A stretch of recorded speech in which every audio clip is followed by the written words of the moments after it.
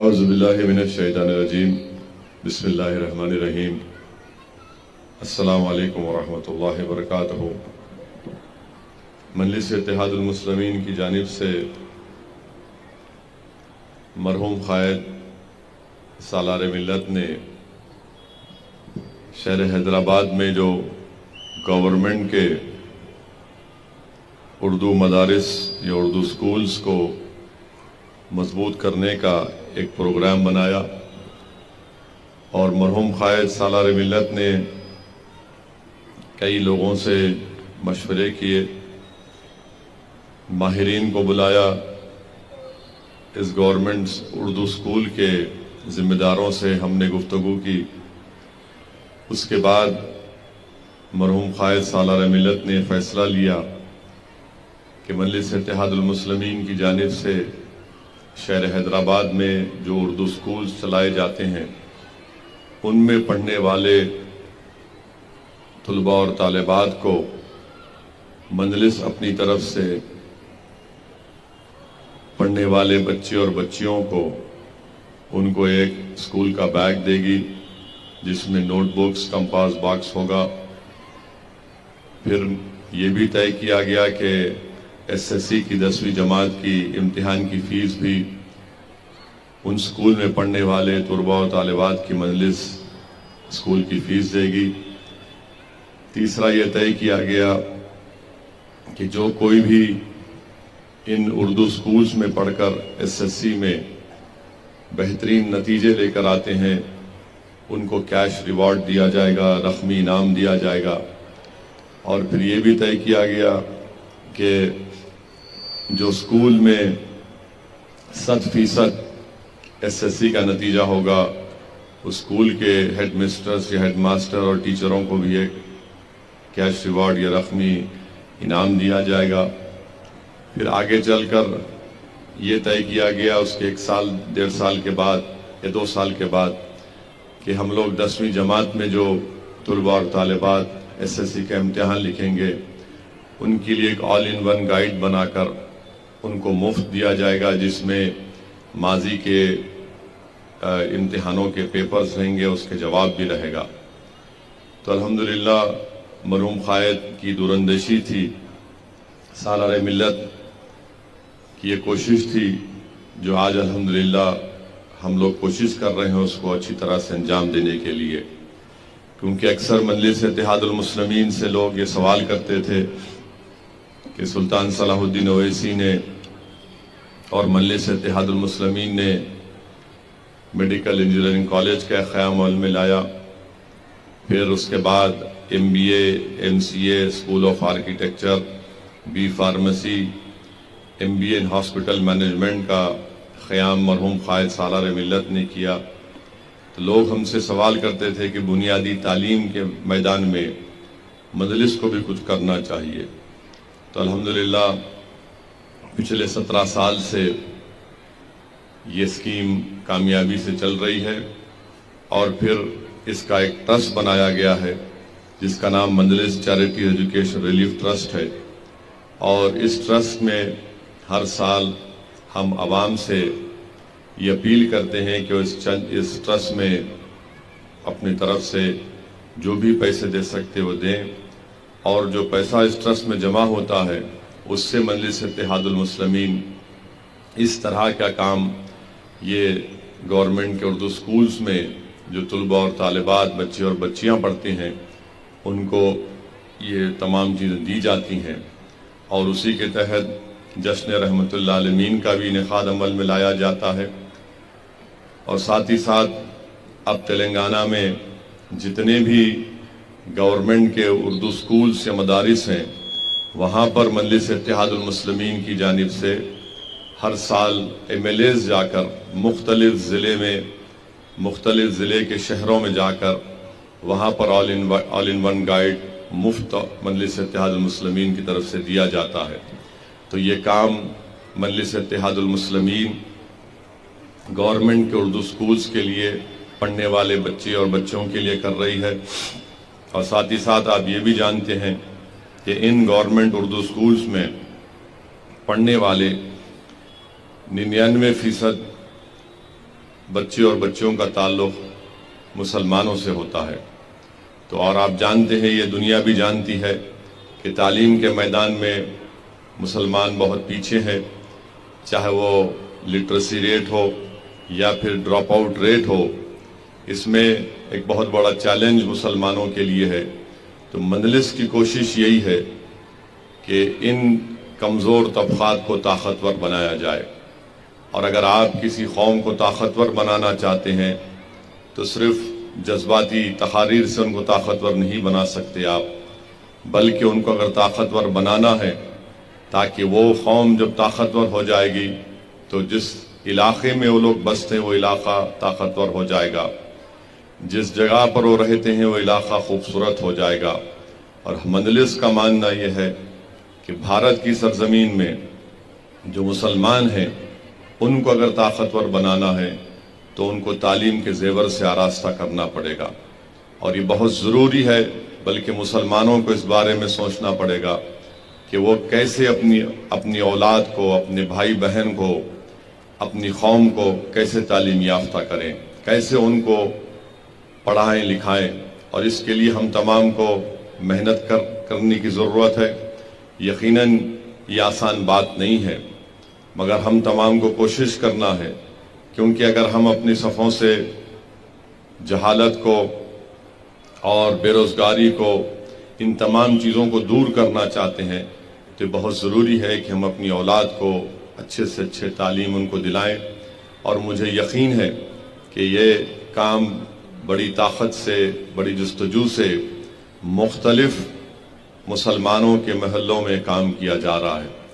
کیونکہ لوگ اکثر یہ کہتے ہیں کہ مسلمان پڑھنا نہیں چاہتے ہیں، مسلمان صرف پنچر کی دکان پہ کام کرنا چاہتا ہے، بلکہ تنزیہ طور پر جو مسلمانوں کے دشمن ہیں وہ کہتے ہیں کہ عبدل کا بیٹا صرف ٹائر کا پنچر بنائے گا۔ میں آج آپ سے کہہ رہا ہوں، پہلے بھی کہا ہوں کہ عبدل نے ٹائر کا پنچر بنایا ہوگا، مگر عبدل کا بیٹا اور بیٹی انشاءاللہ تعالیٰ ایک عالی شان گاڑی بھی چلائے گی انشاءاللہ تعالیٰ۔ اور میرا خواب بھی یہی ہے کہ ہم لوگ صرف علم کے راستے سے ہی طاقتور ہو سکتے ہیں، اور بغیر آپ علم حاصل کرے آپ اپنے دین کو بھی نہیں سمجھ سکیں گے،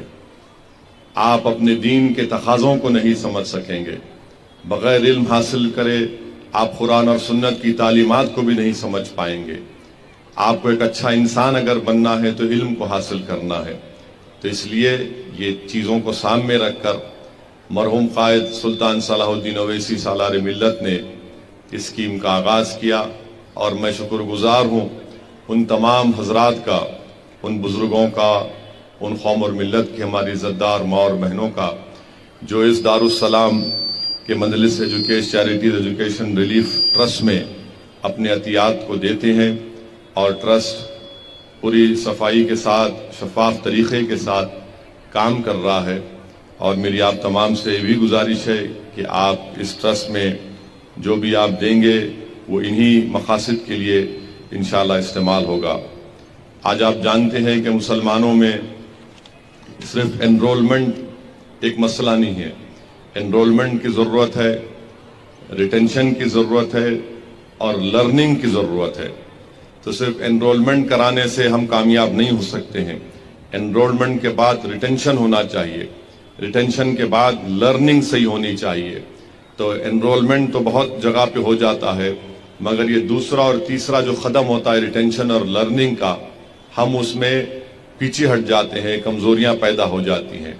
تو اسی لیے ان چیزوں پر ہم کو غور کرنا ہے۔ اور آپ جانتے ہیں کہ جیسا تعلیمی سال کا، اکیڈمک ایئر کا آغاز ہوتا ہے تو بہت سے لوگ اپنے علاقے کے، محلے کے پرائیویٹ سکول میں اپنے بچوں کو دلاتے ہیں، ایک ٹرم کی فیس دے سکتے ہیں، اس کے بعد پرائیویٹ سکول میں فیس نہیں دے پاتے ہیں، تو اچانک ہم دیکھتے ہیں کہ گورنمنٹ کے سکولز میں وہاں پر ایڈمیشن لینے کی کوشش کی جاتی ہے۔ تو یہ میرا بھی مشاہدہ ہے، بلکہ جو ماہرین کا یہ ماننا ہے کہ مسلمان اگر علم سے دور ہے، اس کی بنیادی وجہ یہ ہے کہ ان کے پاس پیسے نہیں ہیں اپنی اولاد کو تعلیم دلانے کے لیے۔ یہ میں نہیں کہہ رہا ہوں، بلکہ گورنمنٹ آف انڈیا کی کنڈو کمیٹی کی رپورٹ ہے جس میں پروفیسر کنڈو اور ماہرین تھے، اس میں انہوں نے یہ کہا کہ مسلمانوں کا جو سکول کو نہیں جاتے ہیں یا جو ڈراپ آؤٹ ہو جاتے ہیں، اس کی اہم وجہ یہ ہے کہ مسلمانوں کے پاس اپنی اولاد کو پڑھانے کے لیے پیسے نہیں ہیں۔ یہ ایک امپیریکل سٹڈی ہے، تو اسی لیے ہم تمام کو کوشش یہ کرنا ہے کہ ہم ان کو سکول میں داخلہ دلائیں۔ جس کو اللہ نے دولت دی، ان کی بھی ذمہ داری ہے کہ صرف یہ نہ سمجھیں کہ بھائی میں نے زکوٰۃ نکال دی ہے۔ اللہ نے آپ کو دولت دی، صدقہ دیجئے اپنے ماں باپ کے نام پر، تاکہ کسی غریب کے بچے پڑھ سکیں، چاہے وہ مسلمان ہو یا دلت ہو، کوئی بھی ہو۔ کیونکہ اگر ہم اس ملک کو طاقتور بنانا چاہتے ہیں تو صرف نعروں سے یا پھر یہ اس طرح کے راشٹروادی باتوں سے کوئی ملک طاقتور نہیں ہوتا۔ ملک طاقتور ہوگا، راشٹرواد طاقتور ہوگا، ملک کے قوت بنے گا جب یہاں پر غریب جو ہیں، چاہے مسلمان ہوں، دلت ہوں، آدیواسی ہوں، جن میں تعلیم کا فقدان ہے، جن میں سب سے زیادہ غریبی ہے، ان کو ہم طاقتور بنائیں، اور طاقتور بنانے کے لیے ان کو علم سے جوڑنا ضروری ہے۔ تو یہ مجلس اتحاد المسلمین کی طرف سے کوششیں کی جا رہی ہیں، اور میں یہ بات بھی کہنا ضروری سمجھتا ہوں کہ آندھرا پردیش میں اور تلنگانہ ریاست میں جو 4% کا ریزرویشن ہے، وہ 4% کا ریزرویشن جس سے مسلمانوں میں جو بیکورڈ کاسٹ ہیں، مسلمانوں میں 90% لوگ بیکورڈ کاسٹ کے ہیں تلنگانہ اور آندھرا میں، ان کو جو ریزرویشن دیا جا رہا ہے، جس سے بہت فائدہ مسلمانوں کے ان بیکورڈ کاسٹ کو ہوا ہے۔ ہم یہ امید کرتے ہیں اور ہم اس بات کا مطالبہ کرتے ہیں کہ تلنگانہ کے چیف منسٹر کے چندر شیکھر راؤ اور آندھرا پردیش کے چیف منسٹر جگن موہن ریڈی، جو سپریم کورٹ میں یہ کیس آیا ہے کانسٹیٹیوشن بینچ کے سامنے، وہ بہترین سے بہترین لیگل ٹیم کو تیار کریں گے اور اس کا دفاع کریں گے، اور ان کی پوری کوشش ہونی چاہیے کہ ہم سپریم کورٹ کے سامنے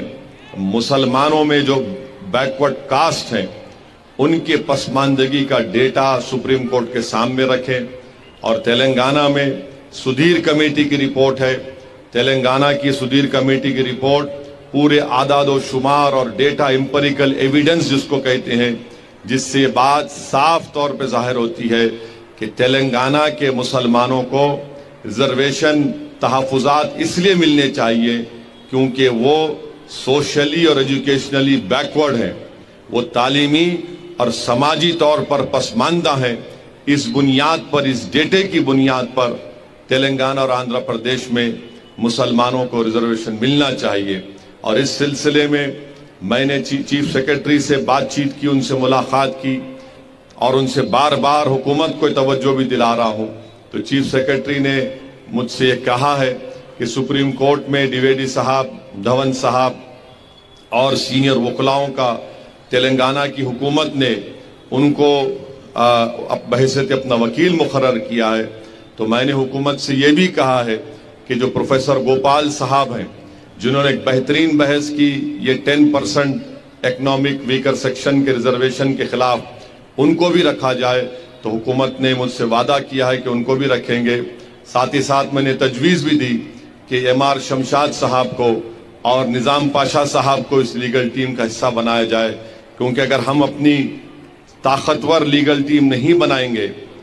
تو خدا نخواستہ ایسا نہ ہو کہ ہم یہ 4% تحفظات سے خدا نخواستہ ہم اس کو کھو دیں۔ تو اس لیے بہت ضروری ہے کہ تلنگانہ کی حکومت، تلنگانہ کے چیف منسٹر اور آندھرا کے چیف منسٹر ان ریاست کے جو مسلمانوں میں جو بیکورڈ کلاس ہیں، جو جن کا ایجوکیشنلی اور سوشلی بیکورڈ ہیں، ان کے لیے پوری کوششیں کرنا ہے۔ ہم بھی حکومت پر دباؤ ڈال رہے ہیں، ہم بھی حکومت سے نمائندگی کر رہے ہیں کہ آپ اس کیس میں بہترین اس کا دفاع کریے، اور تلنگانہ کے مسلمانوں میں جو بیکورڈ کاسٹ ہیں ان کو جو 4% تحفظات مل رہا ہے، جس سے ہم دیکھ رہے ہیں کہ گورنمنٹ کے میڈیکل کالج میں، گورنمنٹ کے انجینئرنگ کالج میں، گورنمنٹ کے ڈگری کالج میں، گورنمنٹ کے MA کے کالجز میں، ٹیچرز میں، پولیس کے ریکروٹمنٹ میں، ٹیچرز کے ریکروٹمنٹ میں یہ 4% ریزرویشن کی وجہ سے، تحفظات کی وجہ سے मुसलमानों का रिप्रेजेंटेशन बड़ा है। हमारी लड़ाई क्या लड़ाई है? हमारी लड़ाई रिप्रेजेंटेशन की लड़ाई है कि अगर 10 लोग हैं तो उसमें हमारी कितना रिप्रेजेंटेशन है, हमारी कितनी नुमाइंदगी है। ये लड़ाई मजलिस इत्तेहादुल मुस्लिमीन की है। हम अपना हिस्सा चाहते हैं, हम अपना हिस्सा लेकर रहेंगे इंशाअल्लाह ताला। ये लड़ाई मजलिस की है और ये लड़ाई का आगाज मजलिस इत्तेहादुल मुस्लिमीन जो फ़ख्र मिल्लत अब्दुल वाहिद ओवैसी ने मजलिस इत्तेहादुल मुस्लिमीन बनाई थी, जब से हमारी लड़ाई है कि मुसलमानों को भारत में उनका हिस्सा मिलना चाहिए, रिप्रेजेंटेशन मिलना चाहिए। और रिप्रेजेंटेशन उस वक्त मिलेगा जब हम पढ़ेंगे, सियासी तौर पर ताकतवर होंगे और हुकूमत को दबाव डालेंगे। हुकूमत से हम जाकर डिमांड करेंगे कि आप अक़लियतों का, दलितों का, आदिवासियों का भी रिप्रेजेंटेशन दीजिए। तो 4% जो रिजर्वेशन है वो रिप्रेजेंटेशन की लड़ाई है। और हम तेलंगाना के चीफ मिनिस्टर से, आंध्रा के चीफ मिनिस्टर से इस बात का डिमांड और मुतालबा करते हैं कि वो बेहतरीन से बेहतरीन लीगल टीम बनाए। आंध्र प्रदेश के चीफ मिनिस्टर के ऑफिस से बात हुई तो उन्होंने कहा कि सुप्रीम कोर्ट के जो नामवर वकील हैं जनाब कपिल सिब्बल साहब को उन्होंने अपनी लीगल टीम में अपने वकील के तौर पर उस केस लड़ने के लिए उनकी सर्विसेज को हासिल किया। तो ये बहुत बड़ी लड़ाई है। तेलंगाना और मुसलमानों के रिजर्वेशन एक जिंदगी और मौत का मसला है। तो इसलिए हुकूमत को इसको सीरियस लेना चाहिए, बल्कि हुकूमत बार बार इस पर तवज्जो लें। हम तो अपनी तरफ से हर मुकाम पर जाकर, चाहे चीफ सेक्रेटरी हो, चीफ मिनिस्टर का दफ्तर हो, मुताल्लिका मिनिस्टर हो, उन सब से हम इस बात को कह रहे हैं कि इसको सीरियस लीजिए। ये सुप्रीम कोर्ट में हमारा केस है, ये मुसलमानों के मुस्तकबिल का मसला है। क्योंकि याद रखिए, रिजर्वेशन एक रिप्रेजेंटेशन की लड़ाई है और हमको हमारा हिस्सा मिलना चाहिए। और आखिर में मैं कहूँगा कि आज का जो फंक्शन है इसमें अल्हम्दुलिल्लाह 2022 में एसएससी के इम्तिहान की फीस 2147 तलबा और तालिबात को दी गई और एजुकेशन किट जो है वो सितंबर 2022 में आज और कल और परसों इंशाअल्लाह 14,000 तलबा और तालिबात को एजुकेशन किट दिया जाएगा, जिसकी टोटल कॉस्ट लागत है 62,18,000। और आप जानते हैं कि जब से सालार मिल्लत ने, सुल्तान सलाहुद्दीन ओवैसी ने स्कीम का आगाज़ किया, 17 साल में हमने 1,56,400 स्टूडेंट्स को एजुकेशन किट दिया, 34,955 यानी 34,955 स्टूडेंट्स के एग्ज़ाम की फ़ीस दी। और एसएससी टॉपर्स में जो कैश रिवॉर्ड दिया वो 3,207 बच्चे और बच्चों को दिया। ऑल इन वन हमने 98,000 अब तक ऑल इन वन पूरे तेलंगाना में हमने दिए हैं। तो अब तक 2005 से सितंबर 2022 तक जो इस स्कीम में मजलिस ने पैसे खर्च किए हैं वो 7,11,700 रुपये हैं। और 17 साल में जो तलबा और तालिबात को जिससे स्कीम से फ़ायदा हुआ है वो है 2,92,562 स्टूडेंट्स को। ये मजलिस इत्तेहादुल मुस्लिमीन का कारनामा है। अल्हम्दुलिल्लाह मजलिस सिर्फ जज्बाती बातें नहीं करती, ये काम भी करती है। तो मजलिस के मुखालिफिन जो हम पर उंगलियां उठाते हैं वो उंगलियां उठाएं, मगर याद रखो ये जो इस दारुस्सलाम, तारीखी दारुस्सलाम में यहाँ पर एक सियासी दफ्तर भी है और सिर्फ सियासी दफ्तर में सियासत के फैसले नहीं किए जाते बल्कि गरीबों की आवाज़ को, गरीबों की तकालीफ को भी सुना जाता है। इसी दारुस्सलाम के कंपाउंड में एक बड़ी आलीशान इंजीनियरिंग कॉलेज की बिल्डिंग है जिसमें बच्चे और बच्चियां पढ़ते हैं। MBA और MCA कॉलेज की बिल्डिंग है, school of architecture, B pharmacy की बिल्डिंग है। ये दारुस्सलाम आपके इत्तेहाद की निशानी है। ये दारुस्सलाम आपके आंसुओं की, आपके खून की, आपकी तकालीफ की एक निशानी है। ये दारुस्सलाम और मजलिस इत्तेहादुल मुस्लिमीन आपकी एक ताकत है اور آپ کے خوابوں کو پورا کرنے کے لیے یہ دارالسلام کا قیام عمل میں لایا گیا تھا۔ یہ مجلس اتحاد المسلمین جو لڑ رہی ہے غریبوں کے اور کمزوروں کے حقوق کے لیے، ان کے ریپرزنٹیشن کے لیے، اس میں ہمارے بزرگوں نے اپنا سب کچھ دیا، اپنا خون، اپنا پسینہ، اپنی دولت، اپنی جوانی، اپنی تکالیف اٹھاتے ہوئے اس جماعت کو اس مقام پر لایا۔ میں آج کے اس دن یہاں پر ٹھہر کر ان تمام بزرگوں کو سلام کرتا ہوں اور ان تمام مرحومین کے لیے دعائے مغفرت بھی کرتا ہوں، اور ان بچوں سے، ان نوجوانوں سے اپیل کر رہا ہوں کہ آپ کو اس لڑائی کو آگے لے کر بڑھنا پڑے گا۔ یہ مستقبل کی لڑائی مجلس آج لڑ رہی ہے، آپ کے لیے لڑ رہی ہے، تاکہ آپ طاقتور بنے۔ اور مجھے یقین ہے کہ یہاں پر ان گورنمنٹ اردو میڈیم سکولز میں جو بچے اور بچیاں پڑھ رہی ہیں، انشاءاللہ تعالی وہ ضرور آسمان کی بلندیوں تک پہنچیں گے، بھارت کو ایک طاقتور ملک بنائیں گے، وہ اپنے خوابوں کو پورا کریں گے، اور مجلس اتحاد المسلمین آپ کے خوابوں کو پورا کرنے کے لیے آپ کے ساتھ کھڑی ہے۔ بس آپ محنت کریے، پڑھیے، لکھیے، اور یاد رکھیے، مسلمانوں کو اگر طاقتور بننا ہے بھارت میں تو آپ کو تعلیم حاصل کرنا پڑے گا۔ یاد رکھو، تعلیم کے بغیر ہم کچھ حاصل نہیں کر سکیں گے۔ اچھا مسلمان بننا ہے تو اچھا انسان بننا پڑے گا، اور اچھا انسان بننے کے لیے آپ کو علم حاصل کرنے کی بہت بڑی ضرورت ہے۔ یہ چند باتیں میں آپ تک کہا ہوں۔ اب انشاءاللہ تعالی میری ان تمام کاؤنٹرز پر جو لوگ ذمہ دار ہیں، مجلس کے اراکین ہیں، میری ان سے اپیل ہے کہ وہ فوراً ایجوکیشن کٹ کو دینا شروع کر دیں، تاکہ جلد سے جلد ہمارے طلباء اور طالبات اور اسکول کے جو ذمہ دار اساتذہ آئے ہیں وہ اپنے اسٹوڈنٹس کو لے کر واپس اپنے اسکول کو جا سکیں۔ بہت بہت شکریہ۔ السلام علیکم ورحمۃ اللہ وبرکاتہ۔